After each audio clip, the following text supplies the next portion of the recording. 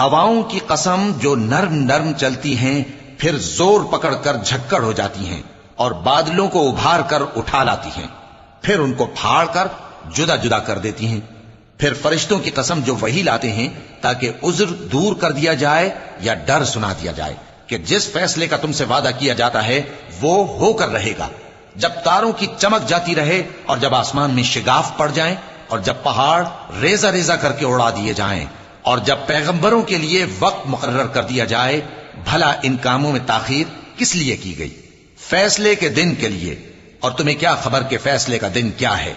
اس دن جھٹلانے والوں کے لیے خرابی ہوگی۔ کیا ہم نے پہلے لوگوں کو ہلاک نہیں کر ڈالا تھا؟ پھر ہم ان پچھلوں کو بھی ان کے پیچھے بھیج دیتے ہیں۔ ہم گناہگاروں کے ساتھ ایسا ہی کیا کرتے ہیں۔ اس دن جھٹلانے والوں کی خرابی ہوگی۔